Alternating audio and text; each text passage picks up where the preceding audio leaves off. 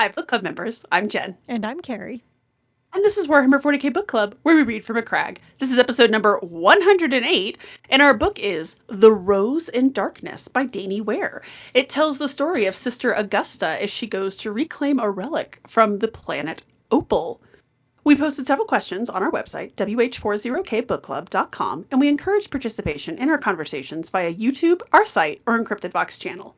Spoiler warning, if you haven't yet read the book, definitely check it out before listening to this post, as we'll be discussing the book from start to finish in great detail. With that, let's dive in. As always, Carrie, did you like the book? I loved it. Like, this is like another Oh, man. contender for Book of the Year. I'm telling you. Like, this hit me in all the good, that sounds dirty, all the right places. Would you like to show me on the doll where the book touched you? No. When you said that you were crying, you finished the book before I did, and I loved this book. But you were like, oh, it had me crying at the end, and I was like, okay. And then at the end, I was sitting there in bed last night, and I was just like, oh no. I had the feels. It got me right up in my feels. You know what? The biggest thing that I thought at the end of this book? Oh, finally. A good sisters book. And we're going to dive into that a lot later because you and I have strong feelings you mean on like this. the best sisters book? So good. Dani Ware just like knocked it out of the park. This is actually the very first Order of the Bloody Rose novel. Because It's been short stories and novellas, which shout out to Discord member Raptor for telling me, I don't know how important it is, but there is a kind of a prequels of short stories. It's called The Rose at War. You might want to look at. Maybe not. And I was like, why not? So glad I did, because I loved every second of that. And then to have the Morris, Sister Superior Augusta in this. It's perfect. Exactly what I needed. I loved it. I have been keeping up with all of her short stories. Even the one from because I had sought it out, she might have done two, even for the Advent calendar. So when she kept talking about the orcs in here, I was like, oh, I've read that story. I love them. And I was so excited for this book when they said that she was doing this big novel that was starring Sister Augusta. So excited because her short story collections are so good. But you and I have talked a lot about this, that sometimes authors are very good at short stories and novellas, but that doesn't necessarily translate into a novel. John French.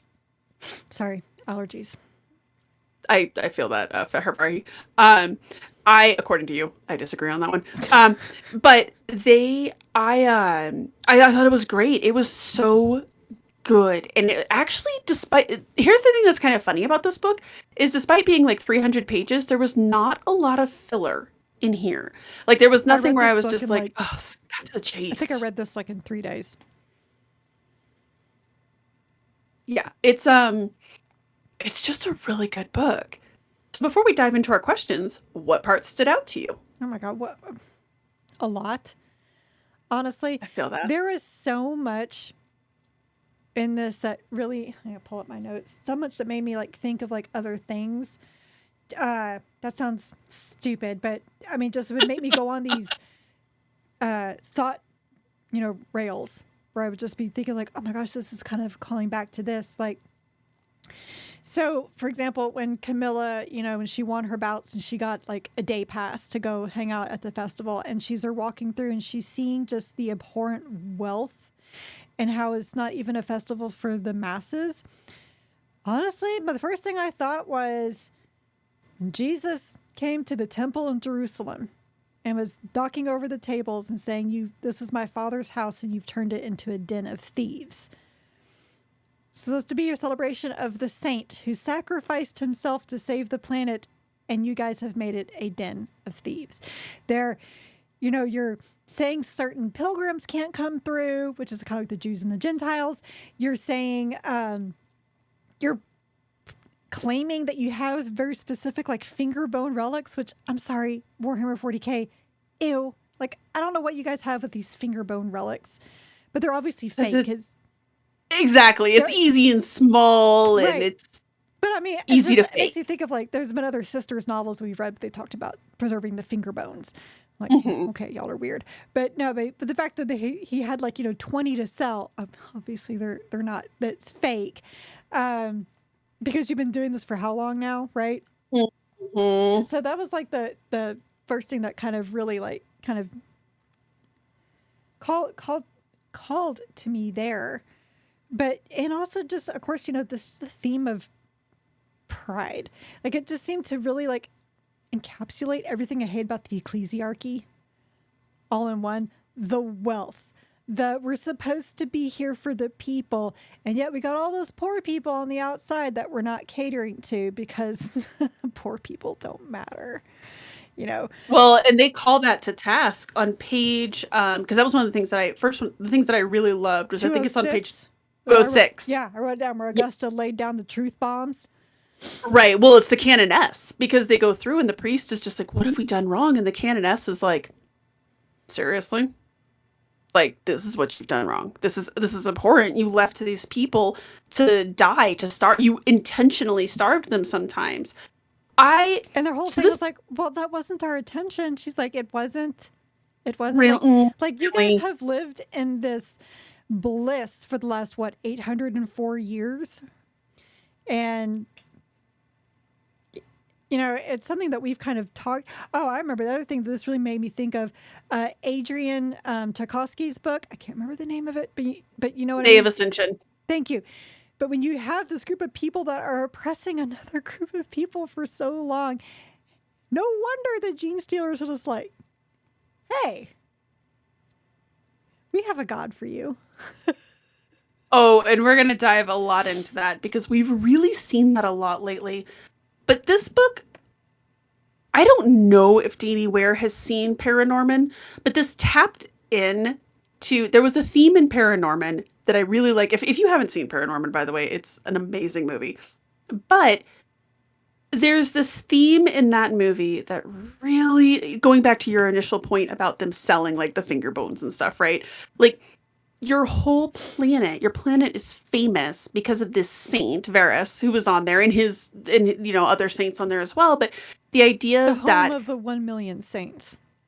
The idea that this person laid down their life in a tremendous heroic sacrifice to stop this tremendous evil, right? Like this was a truly selfish or selfless act and a great act and just all this horror and violence that surrounds it. And you're hawking bullets and you're hawking finger bones and, like it's become this commercial thing. And in Paranorman, they really thumb their nose at the whole Salem witch trials thing and how Salem, Massachusetts has made an entire tourism industry off of this. And spoiler alert. Women alive.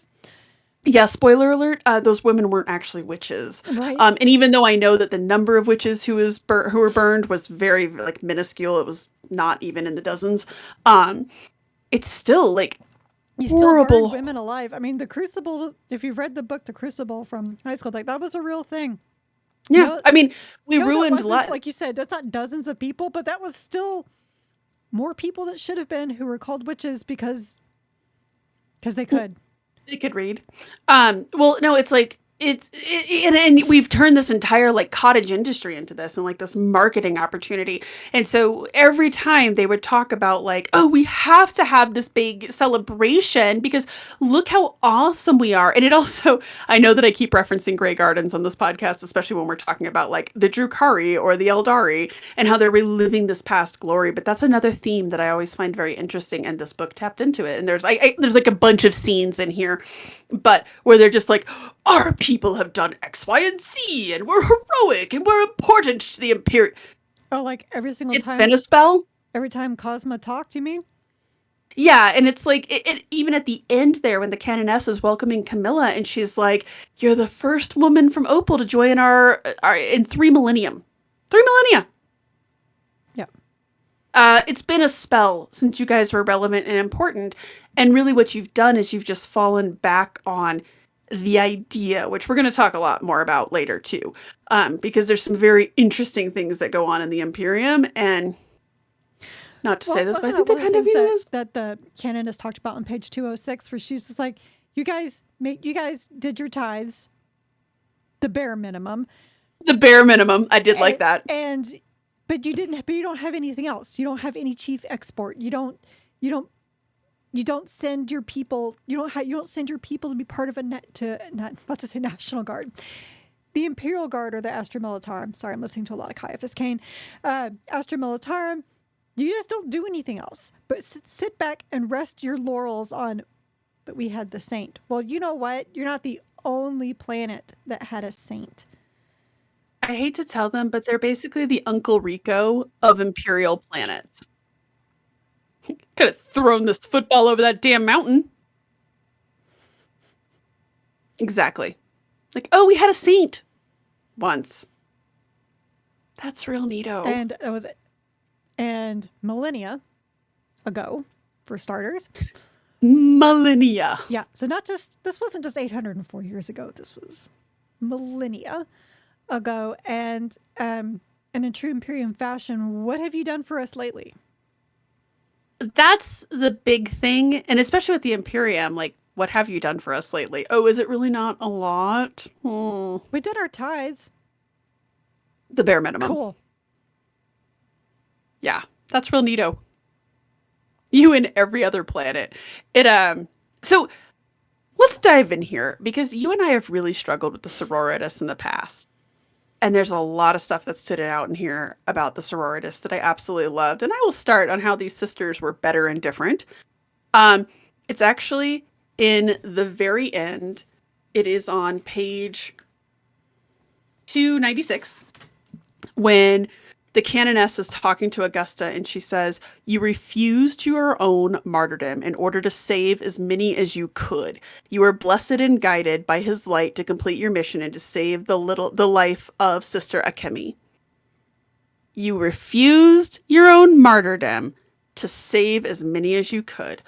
One of the things that you and I have talked about as a theme with the Adeptus Sororitas is this idea that they are so eager to martyr themselves that it almost comes across as wasteful because they're so eager to throw themselves at things and to get killed. And it's like, wait, how about you take a step back and ask yourself, is that really serving the greater good, or is that serving your own vanity for being a martyr? So I loved the idea that the canoness is like, oh, good job, by the way, for not just wasting your life and actually trying to save people of the Imperium.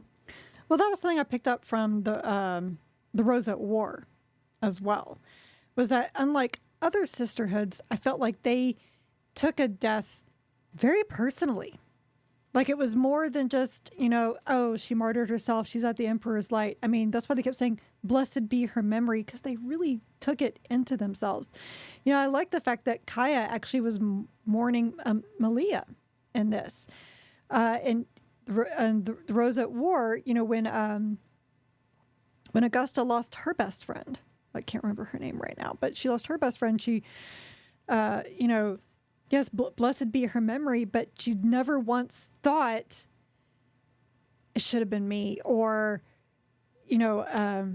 is a good thing that she martyred herself. No, that was never a thing. And the other thing I liked, because they talked about this in the Rosette War, was that the Repentia is not something to aspire to. I did like their reaction to the Repentia in this. When they see them, they're just like, ugh. And I did like, they do acknowledge that story with the Inquisitor where they're just like, oh, that was almost us. Right. But, and they recognize that they serve a purpose within their style of war, right? But I like that every single one of them had a visceral reaction to them of like, no, thank you. Well, and it made them uncomfortable. To them, the Repentia was an actual punishment, whereas there was, which should have been, right? But we've seen so many other orders where they're just like, I'm just not worthy. I should be in the Repentia. Oh, just go cry me a river. Again, it's this oddly, I think I figured that out. I think this is my complaint with a lot of the sisters that we see. It is very navel-gazy and self-centered. The whole willing to throw yourself into martyrdom, right? There's actually a type of vanity and selfishness there because, again, you're not thinking about, well, what could I be doing in his name? No. I'm just thinking about me becoming a martyr to be his glory. And there's also that piece with the Repentia of this idea of like, oh, look at me, look at me. It's very perverse version of it, but Yeah, it's just it this is, weird wanting to be a martyr. I'm sorry. Egomaniacs want to be martyrs. yeah. And it's very off-putting. And I think the fact that so many of these sisters are constantly, we're not worthy, we're not worthy. And I think, and I, Yeah, that's this what I is love about actually, these ladies. They don't even talk about it. nope, We have a job to nope. do. The only thing that Augusta really struggled with, and this will kind of dovetail into my next question here about Augusta, was the only thing that she really waffled about, and she probably should have, was that she had kind of lost control of her squad, right? So Right. like in the very beginning when they go to talk to the governor and Alcinta comes in and Alcinia comes in and she's just like, excuse you. And she's like, don't you ever do that again. And then Viola, right? They constantly talk about how Viola's temper, and Viola's temper, we get to see it too, which was Chekhov's temper. That was nice. Um, I did appreciate that they made the ginger very, very fiery and uncontrollable. Yeah. So She's she was a angry because she redhead doesn't have a and soul. very fiery. I was like, nice. Nice. I see what you did there. But that was probably the only thing with these sisters on the whole where they really questioned themselves. And it was really just her. She's just like, oh man, I have lost command of my people. But I think it's at also the end of the because day, from they the get the job Rosette done. War, she knows she's on thin ice half the time with the canonists anyway. Mm-hmm. Which, if you've read all of the short stories that are in the Rosette War, it is really nice because then the fact that the canoness is like, no, you did a good job. Like, you done good. I thought that was a really nice payoff to that. That yes, the canoness does. She is on thin ice with the canoness. The canoness gets very frustrated with her, but she recognizes her value. Oh yeah, and honestly, I think the canoness was always so hard on her because she expected more out of her. To be totally honest, like if she 100%. really was frustrated with her to the point she's disgusted with her, she would have thrown her in the Repentia. Right, exactly. I think it was always just, I always got the impression that her disappointment was more like your disappointment with your child Right. or with a student, right? Like a teacher-student relationship of, I expect better of you. Right. But she does recognize that Augusta has a ton of value and that she is a very vital part of the Emperor's plan. Not only that, Kicking ass and taking but names. this was supposed to be a quick and easy mission, and quickly spiraled into it's not. Like almost a Caiaphas Cain style. You know, we go into a planet. We go into this planet because I'm reading a whole lot of Caiaphas Cain, but we go into a planet with this one mission. It's like, oh, by the way, this is also here. Yeah, it is, now that you say it, it is kind of Caiaphas Cain-esque because, yeah, they show up and are just like, yeah, we're just here to take your skull. And then suddenly Genestealers. It's the problem with Genestealers. You never expect them. So let's go into Augusta Actually, and her she squad. called that guy a Xenos Genestealer. I was like, there's supposed to be Genestealers in this book. And then I finally flipped it around and read the back. I'm like, apparently. Okay, cool. Let's Well, okay. So I knew there were Genestealers because I remembered that from the description. But when they described the guy having the tattoo, Henrik having the tattoo on his neck, I was like, oh god, there they are. I was kind of hoping every time they talk about the Genestealers, I kind of low-key pray for a Kazarkin situation where it was like, oh, it's the Tau. Just kidding, it's the Nids. Or sorry, it's the Necrons. Just kidding. I always kind of hope for that. They're going to do like a bait and switch and like, it's Genestealers. Just kidding. It was chaos. No, it was the Genestealers, and we'll talk more about that in a minute. But poor Augusta. She's just like, I'm just getting the skull and then I'm leaving. And as soon as they were like, but you can't stop the festival, it was like, here we go. See, again, because I didn't know there was going to be Genestealers. Honestly, what I thought was we're going to have this thing of just like asshole ecclesiarchy, because seriously, for me, could have gone either way. Because I could totally see this guy being like, you can't stop the festival. I've been preparing my whole life for this. This is my moment. Totally see an ecclesiarch being like that. 100%. And Right. even a planetary governor. It's like, look, all these rich people. We gotta have the money keep flowing. Let's be real, you know. And the fact that Cosmo was like, my blades can handle this. So like, yeah, have they done anything but besides fight each other? That's not the point. The point is That's not the point right now. they can handle anything. We don't need your help here. You don't need to. You don't need to take the skull. That's honestly, I was like, that makes sense to me. You know, rebellion totally makes sense against the fat ecclesiarchy. Makes sense to me. I'm here for this. Oh, Genestealers. Genestealers. Suddenly Genestealers. Again, nobody expects the Genestealers. Okay, it's like maybe I'm kind of here for it. I was like, man, why is it always Genestealers? And then I was here for it. Exactly. So let's talk a little bit about Augusta and her squad. Because there's a lot of different personalities going on here. There's a lot of different things going on. Did you like them? I know we talked about how she's kind of lost control. Is she a good leader? Did you like their interactions? She is. I think Alcina's a bitch. I thought that when she first kind of came on back at the Rosette War. Like I was actually surprised she stayed with them. I was like, why are you still here? you already served your purpose. You don't get along with anybody. She literally does not get along with anybody on the team. And she doesn't. She almost feels Commissar-esque to I feel like she their wants squad. Augusta's job. She wants to be her own sister's superior, but she would not be Probably. good at it because she sucks. Like she's not a Commissar Kane. You know, if you want to equate her to a commissar, she's not like Commissar Kane, where everyone would follow and everyone would love. Like, I'll follow you to the ends of the earth, sir. She's not that. She's like one of the commissars from oh gosh.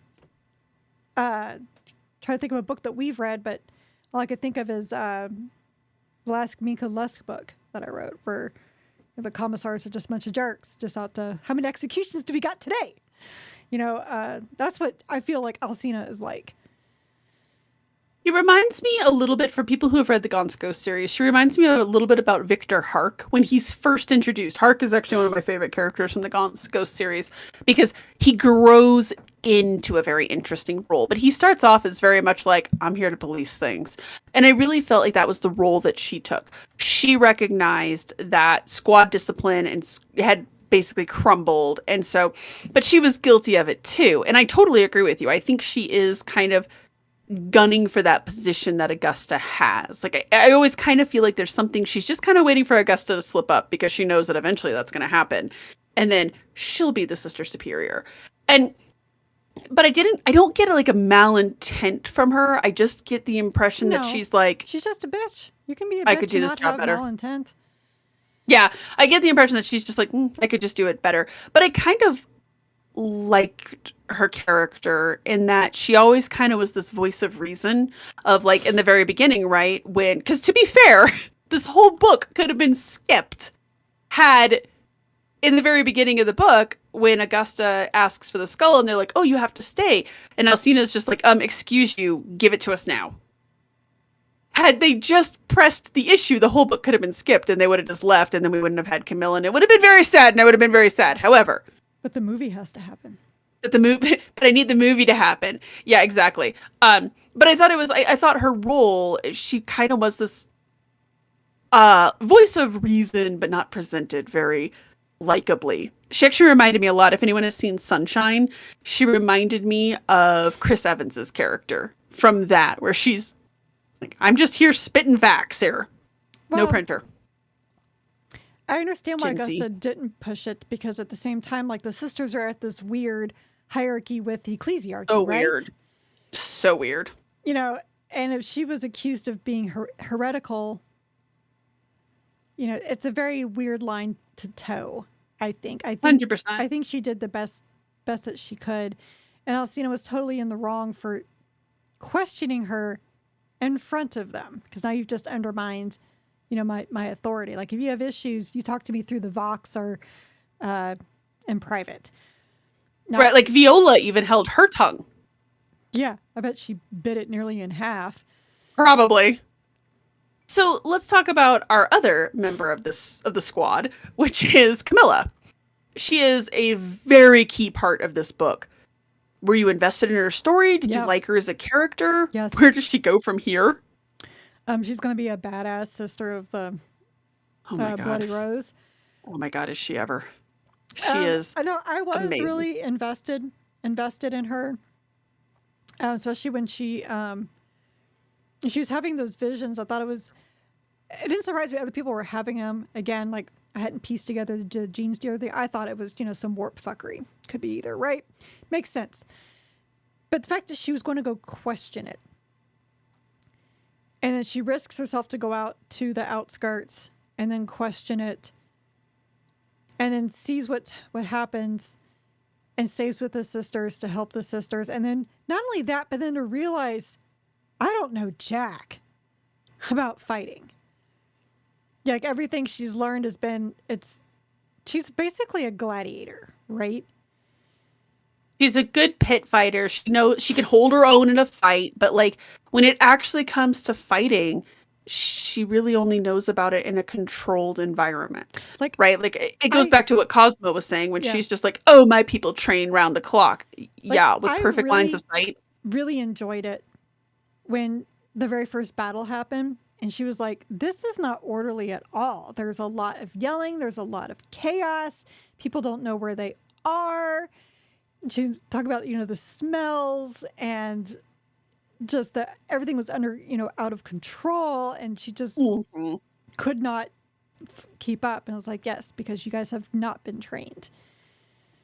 Exactly. You've been trained inside of a bubble or a vacuum, which Augusta says to Cosma, right? She's just like, yeah, your people have been training with perfect lines of sight, controlled environments. Like, you know nothing, Jon Snow. And I like that Camilla, I really liked Camilla throughout the entire thing. I thought she was great. But her having to kill Father Arcus, who is essentially her father figure, oh man, that was the start of the tears. I knew she was. But the fact that she was able to do it, the fact that she was like, because she's sitting there pleading with him, and then something just clicks in her, and she's like, oh. Well, she has the workings. She was pleading with him, and when he's like, I'm not going to go, I've sinned. And she's like, but I can't leave you to that death. So it was her mercy. Exactly. I thought that was... Which would be hard. Wonderful. I don't know if I could do it. Actually, no, this is your father figure. I do know. I couldn't do it. It's... Because I'd be dragging him with me and then we'd both be dead. That's just how it would probably go. Right. It was a tremendous act that she had to do, but she also did recognize that he was essentially a heretic. And the strength she shows when they go to take on the Archdeacon with her holding up that compass to find Tara, right?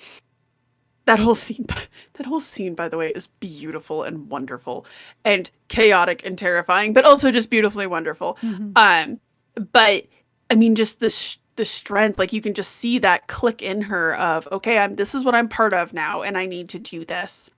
The fact, her whole story, like what a great protagonist to follow through and to be invested in. And she's such a good dichotomy for Augusta, who is this older, more mature woman who has been doing this for a long time. Like she's not even really fazed by any of this. And Camilla is so new to it. It's just really a neat plot device, for lack of a better word. I agree. I loved it. All right. So let's talk about one of the themes here that we touched on a little bit earlier, because there's so much going on here. Corruption and the desperation that it breeds have been large themes as of late. We read Day of Ascension, right? The book that we literally just read with Longshot. How are the Tau chipping away at people by promises of amazingness? And the idea that these people are so downtrodden. Between the Tau and the Nids, though, I think I'd go with the Tau. No, I mean... At least I wouldn't be eaten alive. Better to live in a caste system where you're essentially an indentured servant because you're never going to actually, go above, than to be eaten, melted down and slurped up a straw. Blech. Like, what book did we just read a book with the gosh darn it, what was the name of that book? It was the book, I think it was the book right before a long shot. Leviathan. It's Leviathan. Yes, it was Leviathan. You're 100% correct. I was trying to think. I was like, it was really recent. Yeah, it was Leviathan. Of this earlier before the podcast, I was like, which book is it? And I remembered it was right behind me. So yes, it's Leviathan. I mean, they describe a Tyranid invasion with the spores and everything's melting, and no thank you. No thank you. All the way good on that one. So the Caiaphas Cain book that I'm on right now is The Greater Good, which is the 9th book. And it's the Tau and the Tyranids. And it's funny because they have got a truce with the Tau because the Nids are coming and nobody wants the Nids. Nobody wants the Tau. anything of what they're selling. Even the Tau are like, yeah, okay, that shit's crazy. Well, nobody wants the Tau want to be devoured. Oh, them. They got devoured. Sartek was one of the greatest characters ever. Exactly. So nobody wants that. And I think I liked, again though, it's smart. The Pauper Prince is a very smart Genestealer cult, right? Because I believe that the deacon believed in his heart. Yes. Saint is coming. The saint is coming. Yes, 100%. The saint is coming. He 100% believed that the saint was coming and they were going to ascend, because that is like one of the best lies that the Tyranids are able to have. And I remember this actually with that White Scars book that we read that Robbie McNiven wrote. I think it was The Last Hunt. When they're there with a bunch of Nids, and when they kill the patriarch, and then all the people, it's like, the scales fall from their eyes and they're all like, what the hell? These aren't these beautiful angels at all. Like, it's... Well, that was in that Imperial Fist book that we read too, that you and I literally never remember. Fist of the Imperium, I think it's called, by Phil Kelly. Remember, that's like, she's talking about looking at the patriarch. Oh, Andy Clark. Sorry, not Phil Kelly. Andy Clark. And how when the Magus essentially is looking at the patriarch and, oh, it's her benevolent father. And when they kill him, she's like, oh my God, what happened? And what'd you do? And this again, this dovetails nicely into our other conversation about this, which is that you and I both hate the Genestealers. We are not fans of these as character, as an antagonist or whatever, but God damn, I actually think they were very effectively used in this book. This was so great. Well, it was like the Day of Ascension. I loved them in that too. That was so great, because really what I thought the main thing was just like, look at what you guys have done. You have made life so awful for the humans on this planet. They think 3 arms is cool. Okay? Like, well, something can just swoop in there, and the fact that, and I understand that there's some psychic stuff going on here, but yes, but at the same time, so like, well, okay, so like the deacon, he said it's been part of his family for the last 800 years. Just like, okay, that makes sense for the generations and everything. That is one way that they got in, was to talk about the saint, when the saint is going to come and they're all going to ascend. That is one way to come in. But then of course, then you got the others like out there in the outskirts. All the poor people who just want to eat. They're just desperate and hungry. And desperation and hunger make people do crazy things. This is how people turn to chaos, and it was actually in the second Dawn of Fire book, the one that we actually liked, another one by Andy Clark. Oh yeah. When they're happening on those poor people who would turn to chaos, and they're like, but they promised us food. He's like, you should have died instead. Like, well, what kind of choice is that when you're hungry? Exactly. That broke my heart. And while I understand on the one side, yes, I get what you guys are saying, that you should have offered to die instead, but the way they saw it, there was no choice in this matter. They were starving to death. Right. And it shows the cunning of the Tyranids. And again, we saw that in Leviathan too, with the preacher who's just like, I am destined for great things and I am going to lead the Cadians to this great victory. And it's not until he gets up in close in person that he's like, oh my God, I got played. I totally got played by the Nids. They have this great cunning, especially the Genestealers, right? Because these people totally believe that their saint is coming. And I liked the idea, Well, especially when Arcus is talking. it was that same thing, though, I think, in Leviathan with the people with the tree. They're talking about the trees. Yeah, the same thing in Leviathan. Like, they're like, they would just kind of feed in with that. Like, oh, look, they're destroying your trees. Well, what were these trees actually doing? Oh, right. Harboring Nids. Yeah, just a little Nid invasion. There's that, and then I loved when Arcus was talking, and he's just like, yep, I have been a coward my whole life, and I've been allowing that corruption. And unfortunately, kind of true. I understand that they're using psychic, there's like psyker stuff going on here, but on the other hand, I mean, no, he has a point. Right. Like, well, as he's talking about the corruption and the hunger and the lack of weapons and the lack of a life. And well, they just tapped into his own doubts, right? That he always was afraid. When Henrik spoke to him, that festered a little bit, with the doubts of maybe I have been a coward this whole time and I was just trying to keep the peace. And what was I really doing? I was just like rolling over, right? And there is something to that, but at the same time, what good would it have done to not been a coward and rebel? You all would have died. Exactly. But you have this little voice in your head 100%. now telling you that everything's going to be great. That's where the saint is returning. The little lictor is just like, I can use this. This is awesome. Or the I can use this. Chaos. I can use this. Exactly. Like, oh, good. So in a lot of ways, the Imperium's kind of its own worst enemy. Oh, 100%. Yet again.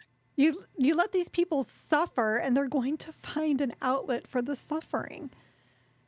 Exactly. And I thought, like, once the Genestealers get revealed, I do like that Augusta basically immediately, they don't have to have this long, prolonged, what could this be? What could it? She immediately is like, I'm sorry, what?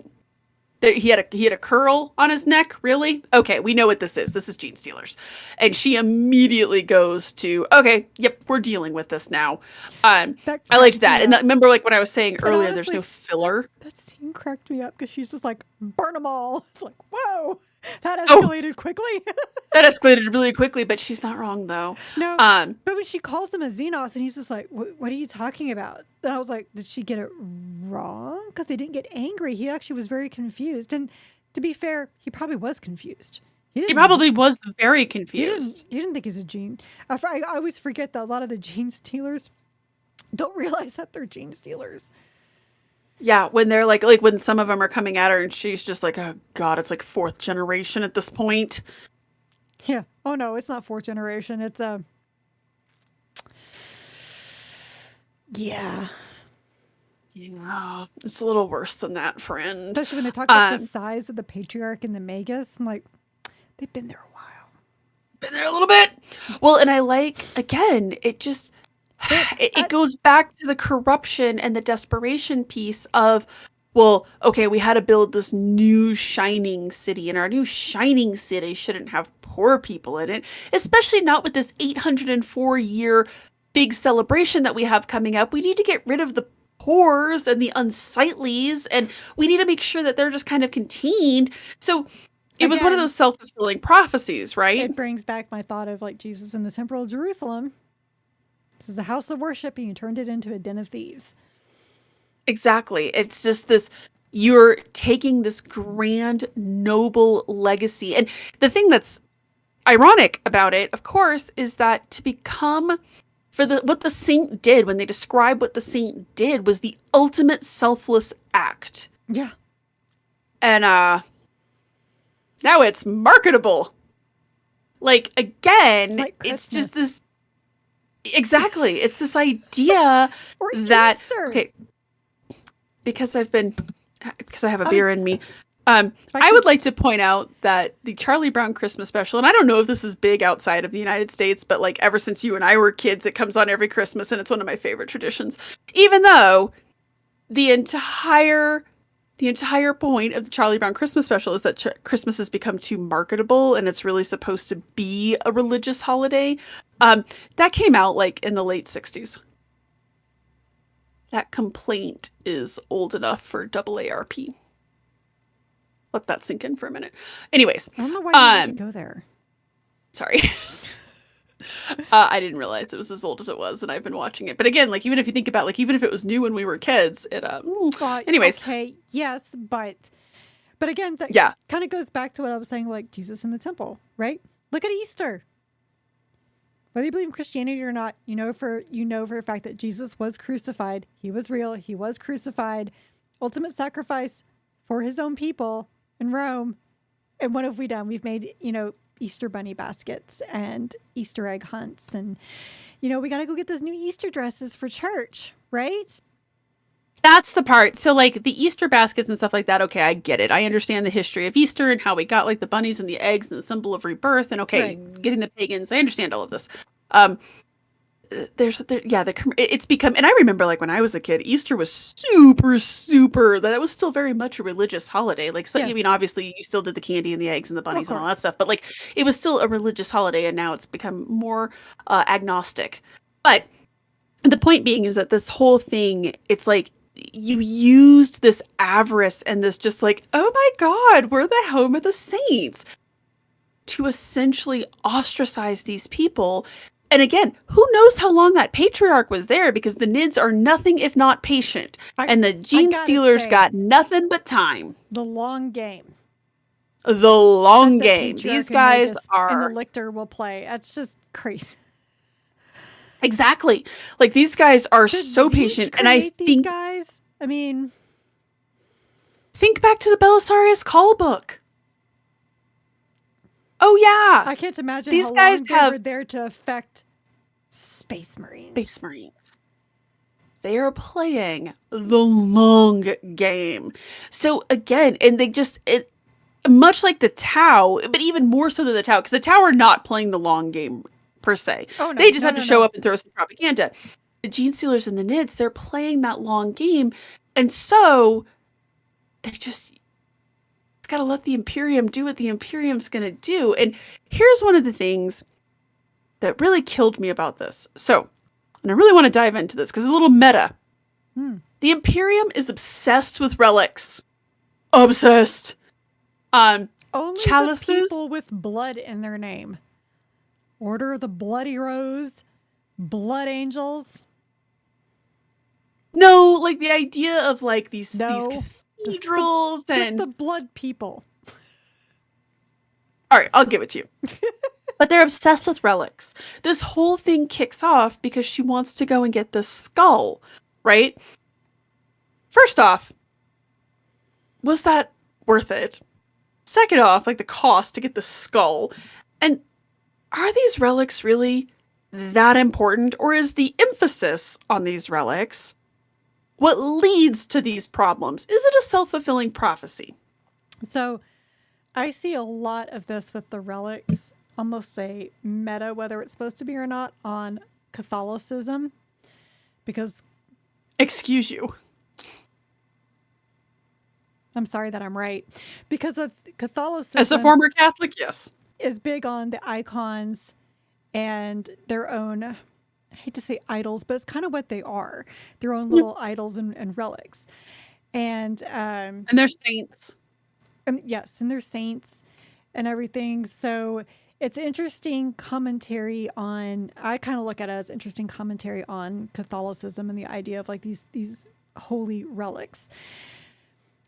So I kind of have, I mean, I can see where we want to preserve, like, these, a body of a saint or whatever. I guess I can understand that in many ways. Gosh, we do that to this day. Russia says hi with Lenin. But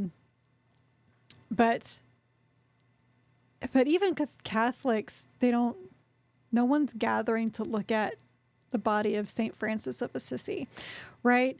I think they know where he's buried, and that's just, and maybe he's buried there, maybe he's not. Maybe the badgers got to him. You know, who knows? But we're not, celebrating the bones. Right.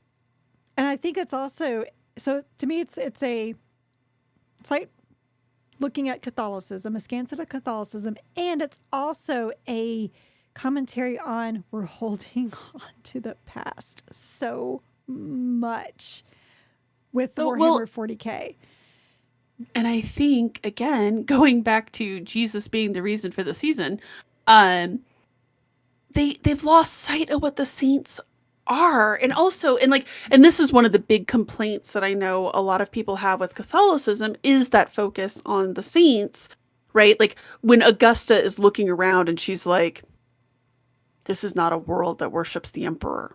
This is a world that worships Varys. Yes. Right?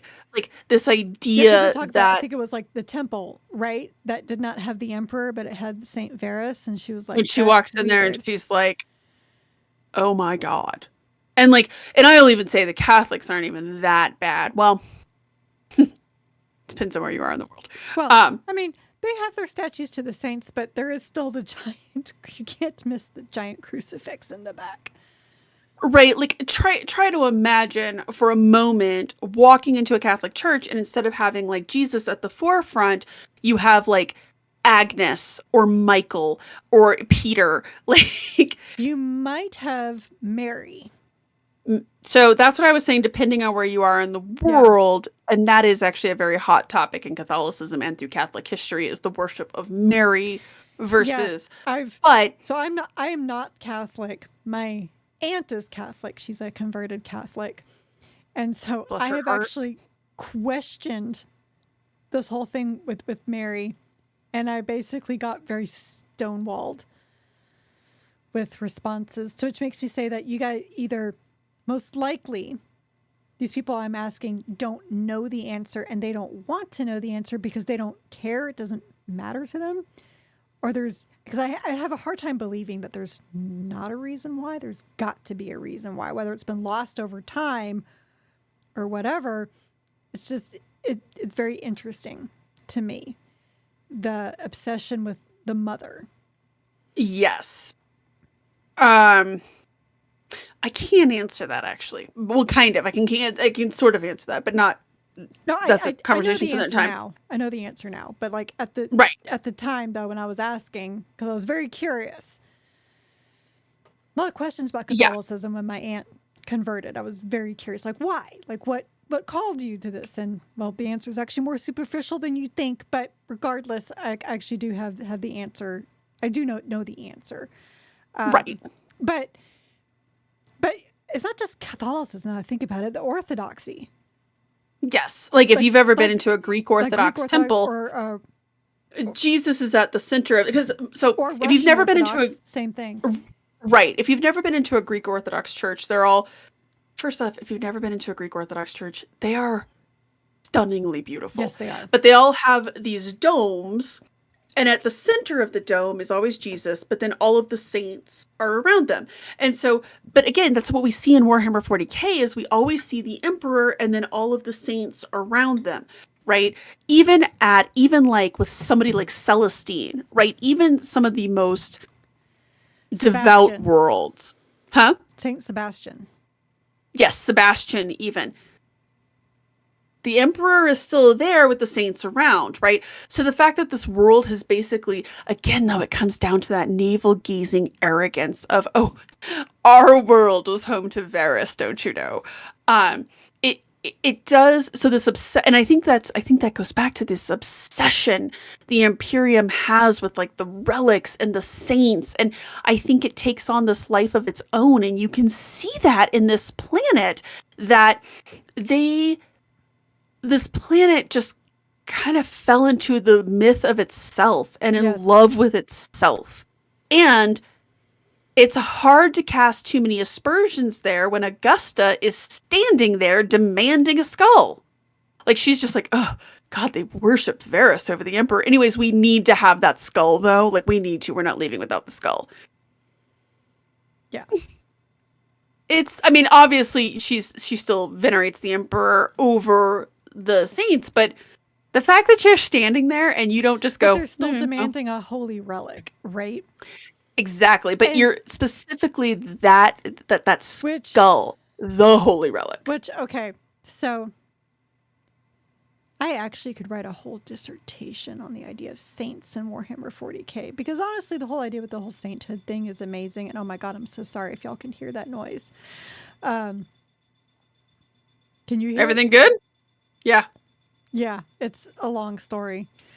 fun. Anyway, but no, nothing's about to blow up in my house, I promise. Okay, good. That's not a countdown, but anyway, sorry about that. Of course, it's happening when I'm talking, right? Of course. When Right. else would it happen? But like, I'm so fascinated with the whole idea of the saints because, so they say it's a holy relic. Why is it a holy relic? Because you guys declared this guy a saint, but who declared him a saint? Did the emperor? No, emperor's No. long comatose. I guess I can't say dead, but comatose. He's been out of commission for a spell. He's been busy. Okay. But it's not like he saw some. It's not like Celestine. Okay. Right. You guys are just calling him a saint because he sacrificed himself, and that's great because it actually leans back to the Catholicism sainthood, right? That's a lot of the Catholic saints were martyrs. So, but why is it a holy relic then? Just because he's a martyr? What makes it holy?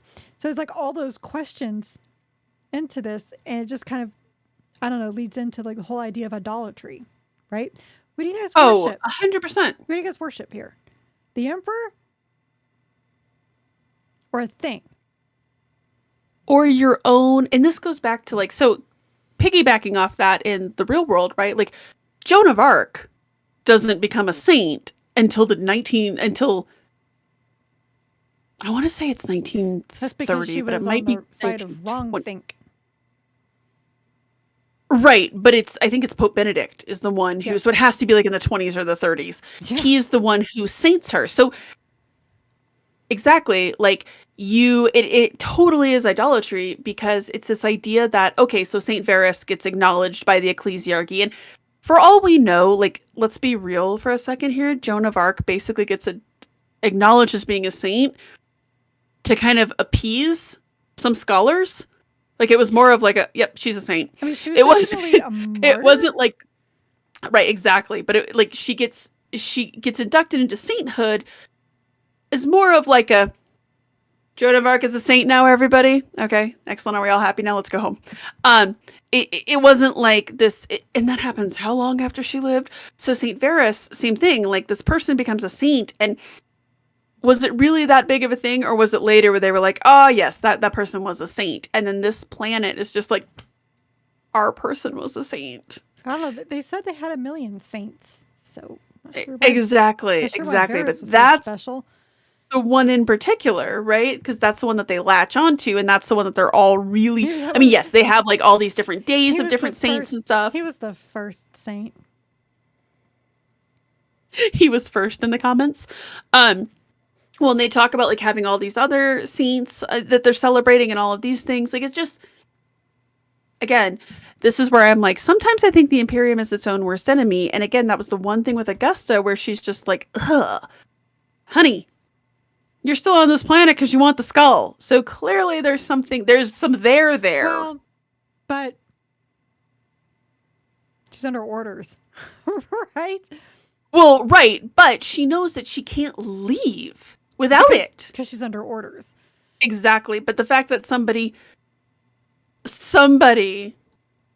did this, somebody ordered her to get the skull. Again, there's some there. Apparently they dipped in gold. Which, again, if you want to talk about ostentatious, like, there's probably an entire treatise on the use of gold in the Imperium and... Turn my temple into a den of thieves. I'm telling you, I mean, just like... Yeah. This book spoke to me on such a level of faith for me. So, anyway. So, I loved this book, and I don't have that portion of it. I just loved their drive and their faith and just how stalwart the characters were the entire time. We have We have what I wanted of the Sisters of Battle. Yes. Okay. God, yes. Because like there's been this one comment that's been haunting me because I'm stupid. It's been like, got mad at me because I was trashing the sisters. I don't remember what book it was. Pick one. All right. I admit it. Because I don't like the wrist slashing. I don't. And so this is again another book I didn't want to read. And Jen was like, but we need to because it's a new book and blah, blah, blah, blah, blah. So glad I did. You're welcome. So glad that I was recommended to read the Rose at War because this is a sister faction I can get behind. That they are badass. Because all the sisters are badass. I'm not saying that they're not. The sisters are badass. But here's one that knows they are. And they're not ashamed of it. It just gets, and I can't think of the name of it, because here's the thing. So, couple of things going on here. What was the book? Triumph of St. Catherine. Which is also written by Same author. Same author. Not as good of a presentation. Now, that was not the Order of the Bloody Rose. That was the Order of or Martyred Lady, the Order of the White Shroud. All of these orders that are very much, let's see how much we can slit our wrists and claim we're unworthy today. Exactly that. And I think this goes back to, and I know that some people disagree with me on this, but I do feel like this goes back to the core of some feminist lit theory, which is that we're deeply uncomfortable. Some authors are deeply uncomfortable and some readers are deeply uncomfortable with women who are just comfortable in their authority, right? Like at the end here, the Canoness, totally comfortable in her power and authority. Augusta questions herself, but does not question herself as a warrior, does not question her. She questions her leadership ability, but even then it's not this, oh, I must just be really bad at this at every turn. Like, it's more of like something happens and she's like, oh, geez, that is definitely on me. She makes a mistake. She's like, God damn it, I'm better than this. Exactly. And she recognizes her mistakes, and that's okay. That's actually makes her even stronger because she can acknowledge her wrongdoing. She can acknowledge her feelings, but keeps moving on. She doesn't just go, I'm done. And I think, again, that vanity level of the girls who are just like, oh, I guess I'm going to throw myself at martyrdom rather than actually helping people or doing something useful with my life. I liked how strong these characters were. And I'm totally with you on that because the Triumph of St. Catherine, and because I've read all of the short stories that are in the Rose at War, I've read those. So the whole time we were reading that book, I was like, what happened? Like, where did those ladies go? And then the Justin Hill one. Pilgrims of Fire. That was good. Yeah, that one was okay. And then there's the Peter Ferrari book, which we don't talk about ever. So Pilgrims of Fire was good. We even discussed this, that it was good until that one sister who couldn't get over playing Mary in the Christmas pageant decided to go Repentia. Yeah. And sew her mouth shut because sure. Sorry. I can't handle that one. No, you sew anything shut, eyes, mouth. No, I can't deal with it. Dee Snider's Strangeland is not a good movie. It's actually quite terrible, but that her mouth being, I don't know why, man. That's one of those things that I'm just like, no, thank you. I'm out. But we do see a lot of, and then there was the it's sitting over here and I could dig it out, but I don't want to. The book by Rachel Harrison, Mark of Faith. That lady. There's just a lot to be frustrated with the Adeptus Sororitas, and I feel as though they don't often get used. But the thing about it is, and you mentioned this earlier, I think the Order of the Bloody Rose is just, I mean, it's in their name. Yeah. Bloody. They're militant. They ain't got time for that. So there's been like a couple of times that I've run into them, like outside of this, like Darius Hink's Mephiston trilogy. We run into the Battle Sisters. No idea what order they're in. You don't really get to know them or anything. They come out bolter swinging. And that's how I was like, this is awesome that these, literal nuns with guns coming out here and taking care of business. This is great. And then I start reading some Adeptus Sororitas books, like The Mark of Faith. Like, Right. Hermit St. Catherine, I'm like, do they always like this? Or they just like feel like they're unworthy and some bullshit? Like, I where are don't the think nuns with guns? they don't get used well. And And maybe this book was a see, triumph. and I'm already hearing this one commenter from back when I reviewed video games telling me I need to go play COD, you little kid, because I like the nuns with guns. But the thing is, that is my idea of a strong woman. Not just the nuns with guns, but this woman that just takes charge and just does it and doesn't whine about it. And isn't constantly questioning, am I worthy? Am I worthy? And because again, Because as you're I said, with there. a lot of If that you believe, repentance. that's the thing frustrating. If you believe the emperor, this is all in his will, right? You believe this is all in his will and that he decides you're worthy. Stop it. Because he put you there. Just stop. Well, and again, that stuff goes round the horn to being very vain and very self-centered and being unable to look outside of yourself. So it's actually an extreme weakness of character. So yeah, the fact that, and it's not even the fact that they fight and they're like, oh yeah, they got guns and stuff, and Viola's got the heavy bolter. That's not really it. It's that They they don't face whine. down these, if they don't whine, and they face down these horrors just as you do. That is what they are here for. Um, I really, really liked what she did with this book. This book was a triumph, And but even not like of Saint Paris. even the Rose at War, when there wasn't like a bunch of fighting, they were still pretty badass. Yeah, they're just strong characters, and Augusta knows her weaknesses. She questions them a little bit, but not in a self-aggrandizing way or a self-centered type of way. This book was really good. I really loved the characters. I loved what she did with the sisters. And I told you, like, I got to the end of this book and I was like, oh, thank God, finally. This is what I want to see with the sisters. This idea of, because the cool thing about them is that they are this beacon to humanity, right? They, like, the people who see them fall to their knees and are begging them to like bless them or forgive them or something. And the idea that they're a beacon to humanity, right? They have these good weapons and this armor, but they're still human. They can still get scared. They can still be affected by the hive mind, right? Like we saw that with a Camille when she's when she's asleep, right? And she's kind of like, Yeah. when they talk about her hissing like steam, I was like, oh no. Are they going to have to old yeller her? They do not. Huh? They do not. They don't. She makes it. Thank God. But what was that one book we read? It might have been Pilgrims of Fire, where it was that penal legion.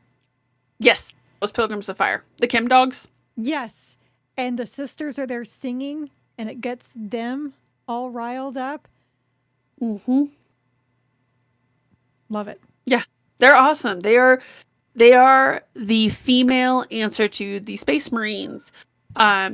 Just obviously with the devoutness on there. And I also did like, and I don't know how to say this, but I do feel that sometimes the sisters get portrayed as being just a little too devout, and a little too unquestioning in their faith. And these ladies didn't really feel like that. No. Yes, they show up and they're just like, yeah, you guys let the poor people starve to death. And more importantly, you also, you're worshiping your saint over the emperor. And they have that portion of it, but they're not constantly touting it. So, where I cried was at the end. It's page 293. Okay. And anyone who's been a Christian or has dealt with any religious faith understands this. Is when Camilla is like asking why does he permit such atrocity and betrayal? Why do good people, why do they perish in agony? And the hospital says, do not apologize for your questions. Do not apologize for seeking him or for seeking meaning. Many of my sisters have come to their faith through their questions, found understanding and compassion. That is when I cried. Well, I just liked the idea that again, it goes back to what we said to begin with. They're not fanatics. Now, it's like this whole idea of faith, and it's like, and it's actually something that, as Christians, we ask all the time, how can you believe in this when there's so much suffering? in the world? And it's like, I don't have an answer for that. And I love this because I'm like, I'm not supposed to, because that's a higher calling, and I don't have to have the answers because I don't speak for him. It's like, we just know that this is, you can find your faith in asking these questions. And it's like an Augustine, it says, never apologize for the tests that have made you a warrior. But without that suffering, you will never find true strength. And Well, so that was when I started like wiping tears in public in a goddamn Starbucks. for me, it was just the end, the whole end sequence when she's like, "Oh, I want to raise Camilla to be a sister," and just the way the canoness is talking, right? And she's just like, "You will go forth, and you will carry the flag into the stars." It's like, oh my god, you're the first person from your planet who was worthy. Like, Yeah, I'm ready for the next book. Like, because Camilla needs to be in her squad now, right? Malia, because Malia, oh my god, and Malia. We didn't talk about Malia, but oh my god, I can't go there yet, especially because I think she's the one who's on the cover alongside Viola. She is, and because she's got the flamer. Justice for Malia. Loved that character. Yeah, man, she went down swinging. Oh my god, yes. Yes, but in a compassionate way, because she goes down trying to save Arcus. God. Like, trying to save the man who cannot be saved at this point. Because the patriarch is like right there. Like, there was no saving this guy. You can't do that with the patriarch right there. But she still tried. And this goes back to, so I think I've mentioned this before, but in Firefly, there's an episode, I think it's the Janestown episode, where River gets hold of the Bible and she's trying to fix it. Right. And this, again, I say this as an atheist. She's trying to fix it. And she's just like, well, this doesn't make sense. And this doesn't make sense. And this doesn't make sense. And the shepherd is talking to her. And he's just like, look, faith is about believing in something. It's about believing in something that will change your life. And his quote that I love is, you don't fix faith. It fixes you. And so I felt like she was embodying that and living that in that moment of just this idea of, let me, like, you need to come back to your faith. Because, I mean, it works on Camilla, right? With the Sisters of Battle. She's just like, oh my gosh, it's the Sisters of Battle. And that's what brings her back into the moment. Yeah. Faith fixed you. her. I love that. And it just, that was one of those quotes from that show where I was like, oh man, that's just good stuff. Man. But wow. Again, it just, oh my god, every character in this book. And I will insist on us reading whatever is the next short story that comes out in this series. I will insist on us reading it and like at least doing like a little quickie episode on it, because I'm so invested in all of these characters right now. Shit, I needed that quote. I'm sorry, I didn't mean to get you in the feels tonight. I even tweeted about this. I was like, because I think we all have crises in our own faith, whether you're atheist or you're Christian or Jewish or whatever. You have your own faith in things. Totally. And this just spoke to me like on that level, and that's why I cried. I've just kind of had my own crisis of faith, and this just really spoke to me. It was just so beautiful. So absolutely beautiful. I'm so glad. I'm just glad that it turned out to be a really good Sisters book. And I feel really bad for the next book because this book you weren't looking forward to, but I super was looking forward to it. This next book, I don't know how you feel about this next book, but it's got really, so after we read Long Shot, we were like, oh man, this next book's got big shoes to feel. And this did. Don't feel the shoes. This next book, I'm really not looking that forward to it. Well, I mean, we are in fact reading The Ashes of Creed, Ashes of Cadia. So, okay, so when I was first reading... Oh, and by the way, Carrie, for the record, it gave me a ribbon bookmark. Yeah, you better use that. You're not going to either. Obviously I am. No, You're my still husband fold would. the corners in your book like the Not if they give me a ribbon bookmark, like the okay? Even evil person you are. So anyway, oh wow, there's a short... Wait, There's a short story in this too. Okay.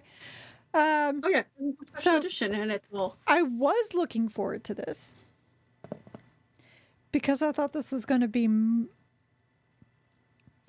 So, if you've read Cadius Stance, you know about Creed and his command and him trying to get people off to get the word out and everything. So I thought that's what this was going to be about. God damn it. No, it's about his child. I don't care about his damn Child? daughter. Well, you need to get on board because Ursula Creed is pretty awesome. Okay, the fall of Creed, the fall of Cadia, which I know comes out for. To be fair, Creed did fall too. He broke when the planet did. Anyway, the fall of Cadia, which I believe is coming out for the masses next month. I'll be reading. That better be about Ursakar Creed, not Ursula Creed, because, okay, fine. Mr. Reed, what did you have to say for 400 pages about his daughter? Like, I'm curious, and yet not. Okay, I'm not gonna lie. I looked at the page count of this book and was like, because we ordered the book and I was like, oh, okay. And then it showed up and I was like, this is a lot of book. And I am just really more looking forward to the Robert Rath book. Now, having said that, we have not read a book by Jude Reed, so I'm excited about it and I'm cautiously optimistic. It's nothing against the author himself or herself. Himself? I don't actually know off the top of my head right Jude? now. And Jude is a unisex name, but Is it? I Never heard it for a girl. I knew a Jude. It was short for Judith, but Oh. because Judith is a 65-year-old woman working towards her pension, and this woman was younger. But it's nothing against him, the author. Shit. I just It is a girl. good. Lives Well, in, shit. Lives in Glasgow with her husband and 2 daughters. I am sorry, Jude. I am so sorry, Jude. I told you she's probably a Judith. Oh my God, she's a surgeon. As you do. I mean, who isn't a surgeon? And what little free time she has, she enjoys tabletop role playing, taekwondo, and climbing big hills. So she already has a better life than I do. The Taekwondo surgeon. I love it. Yeah, who writes Warhammer 40k on the side. Again, as you do.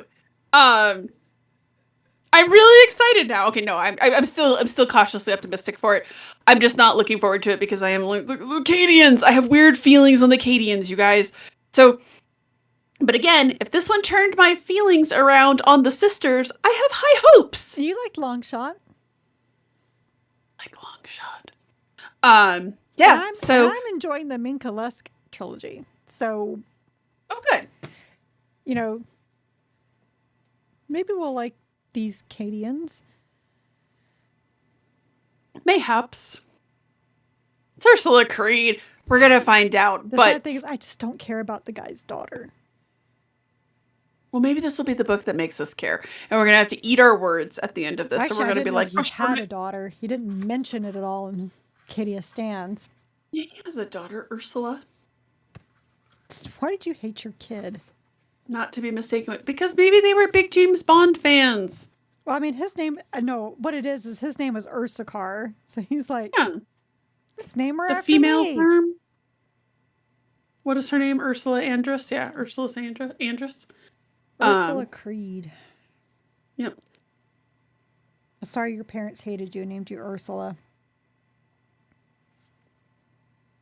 It's a terrible name. It's very German. Anyways. All I Do think you want to take us out, Carrie? Sorry, all I think of is Little Mermaid. That probably kind of ruined the name Ursula for me and like every other Gen X person out there. I was just thinking of Ursula Andress in that bikini from whatever friggin' James Bond movie that is. I have no idea, but I admit I haven't seen every single James Bond movie and don't remember every single one of them. It's one of the Sean Connery ones. Is it? I only know 2 Sean Connery ones. I think it's Dr. No. My husband would know right off the top of his head because she's very attractive. Wait, he also did Goldfinger, right? Sean Connery, he did Goldfinger. Okay. Is that the one with Pussy Galore? Here's the thing about James Bond. I know all the James Bonds. I roughly know them. I roughly know if you say a movie, I generally am like, oh, I think that's this era. I can't tell you shit about any of them because I don't like James Bond, and they are all one movie. So my parents watched all the time Octopussy and Never Say Never Again. Those are both Sean Connery.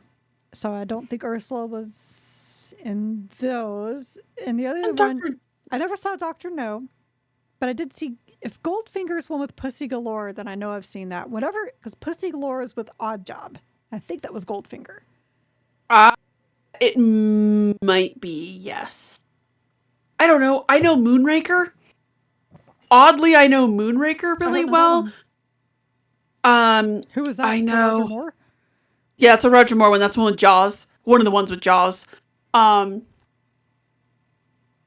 I know the Daniel Craig ones, and I know the. Here's the thing about. I've never seen a single Daniel Craig James Bond. Unfortunately, I've seen them in the theater because I love my husband. Like the last James Bond movie I saw was the last Pierce Brosnan movie. It was The World Is Not Enough. Okay, so see, here's the thing about the Pierce Brosnan's ones. I'm gonna have to look these up because I know that there's Goldfinger, there's The World Is Not Enough. He did not do and Goldfinger. There's sorry, GoldenEye. Yes.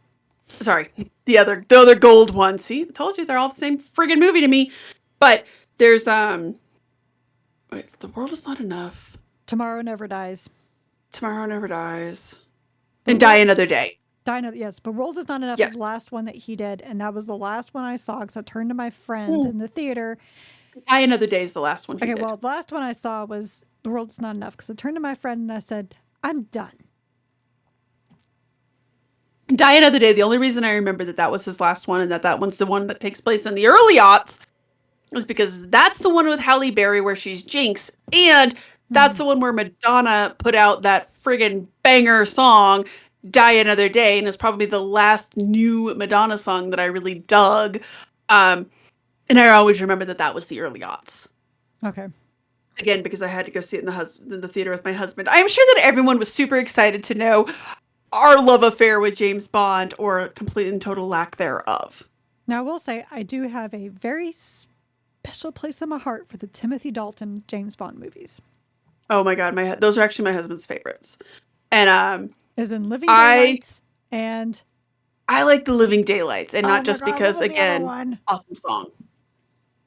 Don't remember. And also, Timothy Dalton. Timothy Dalton got so underrated. He's an in underrated general. Actor. Great actor.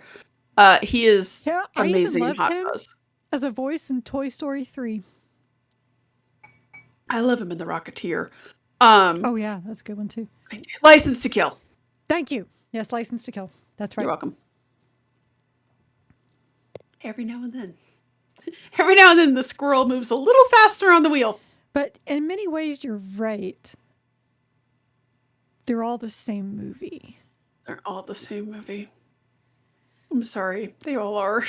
It just is the variation on the theme. Now, before any snarky person comes in and is just like, but aren't the Warhammer books almost all the same book? Yes. Don't be rude. Want to take us out, Carrie? We cannot like one thing and still like another. It's okay. I mean, are all the Assassin's Creed games the same? Yes. Do I play every single one of them? And? What's your point? Don't make it weird. Yeah, seriously. It's like asking D&D players, isn't it the same game every time? What's your point? Yeah, what's your point? You're ruining our beer time. This is what we do with our friends. God. Seriously, you're right. Don't make it weird. That's okay. We're making it weird for you. So you've listened to the Warhammer 40k book club episode regarding The Rose in Darkness by Danny Ware. Be sure to join us next time for Creed, Ashes Acadia by Jude Reed. Now I'm wondering if Jude is pronounced Jude or Judy. Because of... Anyway. I'm a terrible person. Y'all can tell me in the comments. We are an unofficial book club and not affiliated with the Black Library or any of its affiliates. You can find both the vidcast and podcast on our website, WH40kbookclub.com. If you like this episode, please like, subscribe, give a review, and all those wonderful things to the vidcast on YouTube or the podcast anywhere you get podcasts. Our site also has articles about our adventures in reading other Warhammer 40k books, short stories, and Warhammer TV episodes outside of the book club books. So please stay a while and read from a crag. I got nothing, so good night, everybody. I need to check the Packers score because I'm sure that they've lost. Get your child to deliver you a McDonald's smoothie for dinner because they just now got dinner because she's getting back from marching band football game. Very exciting stuff over here. This is what we Holy do. God! This is what we do. We podcast. This is what we do! And we're loser moms. What do you want from Basically, us? yeah. That's what I'm going for for Halloween. I'm going as a mid-40s woman, probably holding a beer, walking, handing out candy. I may not even hand out candy this year. I might just throw it at them. Especially if in any the bowl. adults come to my door again, I'm throwing it at them. That stuff is just weird. Like if you're with your kid and you're trying to be like silly. Okay, great. Anyways, good night, everyone. Good night.